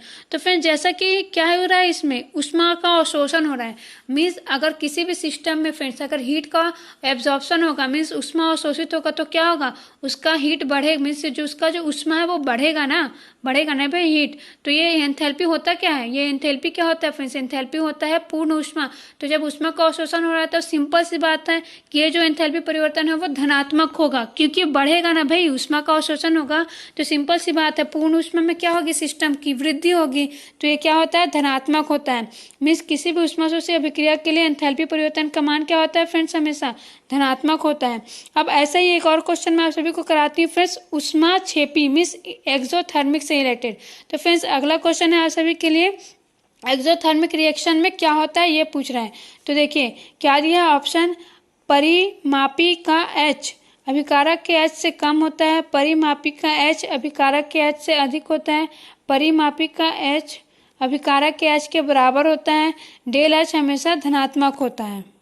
तो यहाँ पर फ्रेंड्स जो परिमापी लिखा है ना वो एक्चुअली में प्रोडक्ट के लिए यूज किया है, ठीक है, क्या प्रोडक्ट के लिए, मीन्स रिएक्शन के बाद जो भी हमें प्रोडक्ट मिलता है या फिर उत्पाद मिलता है फ्रेंड्स, है ना, उसका जो H होगा मीन्स जो उसका पूर्ण ऊष्मा होगा फ्रेंड्स, वो जो रिएक्टर्स है उसके पूर्ण ऊष्मा से कम होगा, ठीक है। H मीन्स क्या, एंथैल्पी, ठीक है, H को क्या कहते हैं फ्रेंड्स, एंथैल्पी कहते हैं। तो वही पूछ रहा है कि H जो है वो अभिकारक से कम होगा, है ना, अभिकारक में जो क्रिया करके प्रोडक्ट बना रहा है वो, ठीक है, तो अभिकारक से कम होगा या फिर अभिकारक से अधिक होगा, ये पूछ रहा है, ठीक है, या फिर दोनों का मान बराबर होगा ये पूछ रहा है, और या फिर डेल एच हमेशा धनात्मक होगा। फ्रेंड्स अगर कोई भी रिएक्शन क्या है एक्सोथर्मिक है, जिसमें हीट जो है बाहर निकलता है फ्रेंड्स, तो इसमें क्या होगा, पूर्ण ऊष्मा में कमी होगी। मीन्स हमें जो प्रोडक्ट मिलेगा उसका जो पूर्ण ऊष्मा होगा या फिर जो एंथैल्पी होगा वो रिएक्टर के एंथैल्पी से कम होगा। किससे कम होगा, रिएक्टर के एंथैल्पी से कम होगा।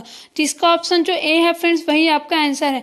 और देखिए हिंदी में कितना अजीब वर्ड लिखा है, परिमापी, है ना, तो ये समझ में नहीं आता है हमें। इसलिए फ्रेंड्स हमें क्वेश्चन हमेशा सॉल्व करना चाहिए। हमें क्वेश्चन सॉल्व करने से पता चलता है, शब्द भी पता चलते हैं, है ना, उसके अर्थ भी पता चलते हैं, प्लस हमारा नॉलेज भी इंक्रीज होता है। तो फ्रेंड्स इसका आंसर होगा ए। कौन सा होगा, ए। ठीक है, तो देखिए फ्रेंड्स इतने इंपॉर्टेंट क्वेश्चंस मैं आप सभी को करा रही हूँ। आप फटाफट मेरे इस वीडियो को लाइक कर दीजिए, और जो भी नए बच्चे हैं वो इसी तरीके से अच्छे अच्छे क्वेश्चंस करने के लिए, अपने एग्जाम की तैयारी बहुत ही अच्छे से करने के लिए मेरे इस यूट्यूब चैनल को सब्सक्राइब जरूर कर लीजिए, क्योंकि आप सब्सक्राइब करेंगे तभी आपके पास तुरंत नोटिफिकेशन आएगा मेरे वीडियो का, और आप अपने एग्जाम की तैयारी बहुत ही अच्छे से कर पाएंगे। ठीक है ना। अब आगे देखिए फ्रेंड्स, अगला क्वेश्चन है आप सभी के लिए, निम्नलिखित में से कौन सी अभिक्रिया उष्माशोषी है। मीन्स आपको रिएक्शंस दिया हुआ है फ्रेंड्स ऑप्शन में, इसमें से कौन सा रिएक्शन जो इंडोथर्मिक है ये बताना है। और ऐसा ही क्वेश्चन आपके एग्जाम में पूछा जा रहा है फ्रेंड्स, डायरेक्ट पूछा गया है कि ये कैसी अभिक्रिया है। ठीक है, और आप सभी के सिलेबस में एक और रिएक्शन है, कौन सा रिएक्शन है, उत्क्रमणीय और अनुत्क्रमणीय। मीन्स रिवर्सिबल और इनरिवर्सिबल करके, है ना, रिवर्सिबल और इरिवर्सिबल करके आप सभी के और जो सिलेबस है फ्रेंड्स उसमें दिया हुआ है रिएक्शंस का नाम। ठीक है, तो उससे भी डायरेक्ट पूछा गया है कि कौन सा रिएक्शन जो है रिवर्सिबल है, मीन्स कौन सा उत्क्रमणीय है और कौन सा अनुत्क्रमणीय है। ठीक है, तो ये क्वेश्चन आपको पूछा गया। तो उष्माक्षेपी और जो उष्माशोषी इंडोथर्मिक और जो एक्सोथर्मिक है फ्रेंड्स रिएक्शंस, ये भी आपका सिलेबस में, तो इससे भी डायरेक्ट आपको क्वेश्चन पूछा जा सकता है। ठीक है, तो फ्रेंड्स ये जो ऑप्शन आपका दिया हुआ है उसमें से जो ऑप्शन सी है, कौन सा ऑप्शन, ऑप्शन जो सी है फ्रेंड्स वो एक्चुअली में कैसा रिएक्शन शो कर रहा है, इंडोथर्मिक रिएक्शन। ठीक है फ्रेंड्स, आप सभी को ना इसको याद करना पड़ेगा, है ना। आप सभी को जितने भी एग्जांपल्स मिल सकते हैं ना इंडोथर्मिक के, है ना, वो आप सभी अच्छे से देख लीजिए।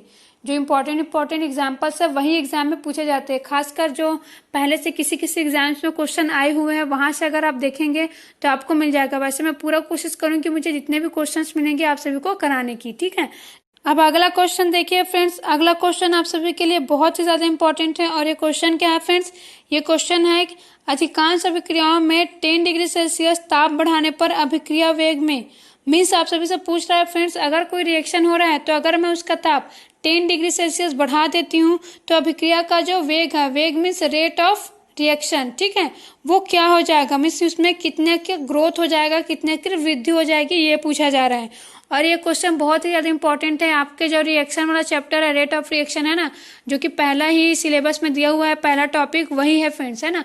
और ऐसा क्वेश्चन आपके एग्जाम में पूछा जा चुका है, इसलिए आप सभी इसे ध्यान से सुनिए।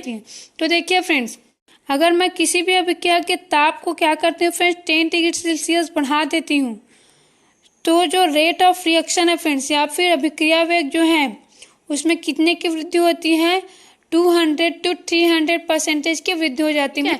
तो आप सभी याद रखिए, जो ऑप्शन सी है आप सभी का वही आपका आंसर है, 200 to 300% की वृद्धि हो जाती है। कितने की, 200 to 300% की वृद्धि हो जाती है। ठीक है फ्रेंड्स, और आप सभी को ये अच्छे से याद रखना है। अब अगला क्वेश्चन फ्रेंड्स ऐसा ही आप सभी के लिए अगला क्वेश्चन है, किसी अभिक्रिया का तापक्रम बढ़ने पर क्रिया दर अधिक बढ़ जाने का कारण। जैसा कि अभी मैं आप सभी को बताया कि अभिक्रिया का ताप बढ़ाने से, है ना, टेम्परेचर को इंक्रीज करने से उसका जो रेट ऑफ रिएक्शन है वो बढ़ जाता है। तो आखिर ऐसा क्यों होता है फ्रेंड्स, आपको रीजन पूछा गया है।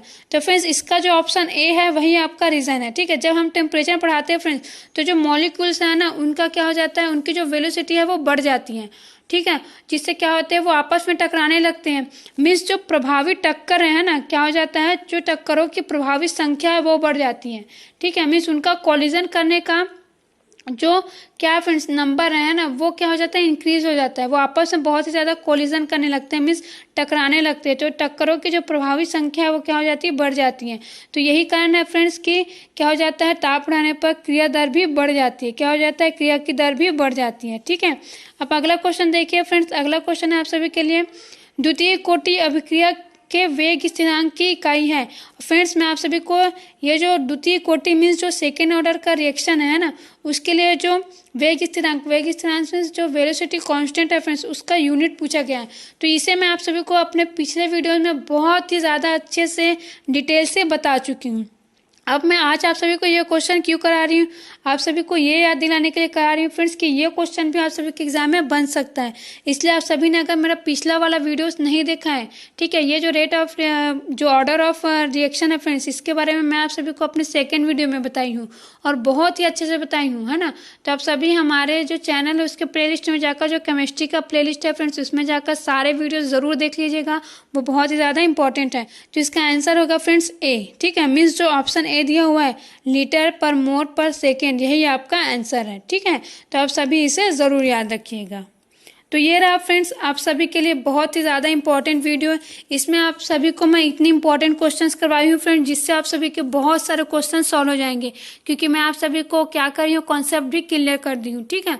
तो फ्रेंड्स आप सभी को मेरा ये वीडियो कैसा लगा प्लीज़ मुझे कमेंट करके ज़रूर बताइए, क्योंकि आप सभी कमेंट बिल्कुल भी नहीं करते हैं। अगर आप कमेंट नहीं करेंगे तो मुझे पता नहीं चलेगा कि आप सभी को एक्चुअली में समझ में आ रहा है कि नहीं। तो कृपया आप सभी मुझे कमेंट ज़रूर करिए और साथ ही वीडियो को लाइक करना बिल्कुल ना भूलिए फ्रेंड्स।